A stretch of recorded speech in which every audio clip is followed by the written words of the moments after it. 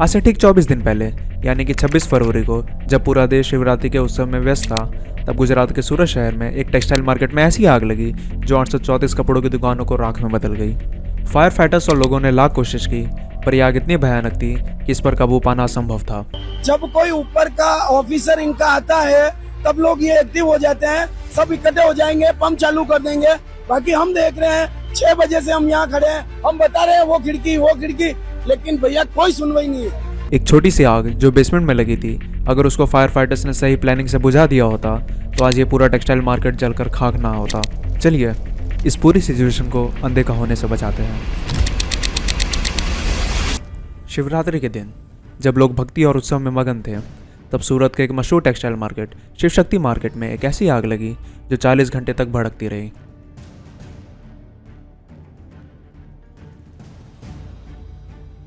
यह कोई आम आग नहीं थी, ये एक ऐसी तबाही थी जो 834 कपड़ों की दुकानें, करोड़ का रखा सामान और कई व्यापारी के रखे हुए कैश तक निकल गई। शिव शक्ति मार्केट का एक बड़ा हिस्सा कपड़ों से भरा था, सिल्क, कॉटन, पॉलिस्टर, सब कुछ। 25 फरवरी की दोपहर बेसमेंट में एक छोटी सी आग शुरू हुई। फायर ब्रिगेड को कॉल किया गया और उन्होंने कुछ घंटों के अंदर आग बुझा दी, या कम से कम उनको ऐसा लगा। लेकिन अगली सुबह बिना किसी वार्निंग के एक और भयंकर आग भड़क उठी। इस बार सिर्फ बेसमेंट नहीं बल्कि पूरा टेक्सटाइल मार्केट आग के शिकंजे में था। जो लोग आज तक ऐसी तबाही सिर्फ मूवीज में देखते थे, उनके सामने एक हकीकत खड़ी थी, एक ऐसी सच्चाई जो पल भर में लोगों की मेहनत को भस्म कर रही थी। सूरत की फायर ब्रिगेड्स, ओएनजीसी के फायर फाइटर्स, रिलायंस और कलरटेक्स की फायर सेफ्टी टीम्स, सब लोग मिलकर भी इस आग को नहीं बुझा पाए। 40 से ज़्यादा फायर टेंडर्स और 150 से ज़्यादा फायर फाइटर्स दिन रात इस आग से लड़ते रहे, लेकिन हर बार एक नई चिंगारी फिर से इस आग को भड़का रही थी। एक समय आया जब फायर फाइटर्स को भी पीछे हटना पड़ा, क्योंकि बिल्डिंग की स्टेबिलिटी वीक हो गई थी और अंदर घुसना मौत को दावत देने जैसा हो गया था। अभी तक लगी हुई है पूरी फायर फाइटिंग की टीम, और अंदर पॉसिबिलिटी नहीं है क्योंकि टेम्परेचर बहुत ज़्यादा हो गया, स्ट्रक्चर भी स्टेबिलिटी का कोई अंदाजा नहीं है कि हाइड्रोलिक प्लेटफॉर्म्स और कई मॉडर्न टेक्टिक्स से भी आग को बुझाने की कोशिश की गई, लेकिन अंदर का हीट और कपड़ों का मटेरियल लगातार फ्यूल की तरह काम कर रहा था।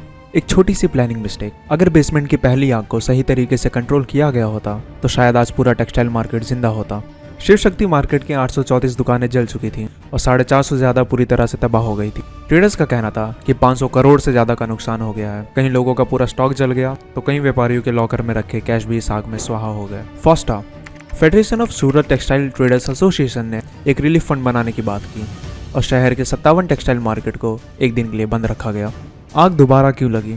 सबसे बड़ी पहेली ये है कि जब पूरी बिल्डिंग की इलेक्ट्रिसिटी बंद थी तो अगली सुबह आग कैसे लगी? कुछ रिपोर्ट्स के मुताबिक जनरेटर यूज होने की वजह से एक और शॉर्ट सर्किट हुआ और उसने फायर को फ्यूल दिया। लेकिन एक एंगल ये भी है कि बिल्डिंग में इलीगल कंस्ट्रक्शन और पुअर फायर सेफ्टी मेजर्स की वजह से आग इतनी तेजी से फैली।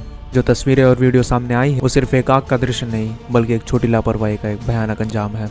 सूरत के टेक्सटाइल बिजनेस का एक बड़ा हिस्सा राजस्थान के व्यापारियों से जुड़ा है। राजस्थान के सीएम ने गुजरात के सीएम से बात की और राजस्थान सरकार ने भी व्यापारियों की मदद का आश्वासन दिया। शिव शक्ति मार्केट की आग ने सिर्फ एक मार्केट नहीं बल्कि हमारे सेफ्टी रेगुलेशंस की कमजोरी को भी एक्सपोज कर दिया है। ये एक वार्निंग है कि ऐसे बड़े कमर्शियल प्लेसेस पे फायर सेफ्टी नॉर्म्स का सख्ती से पालन होना चाहिए, वरना ऐसी दुर्घटनाएं बार बार दोहराएंगी।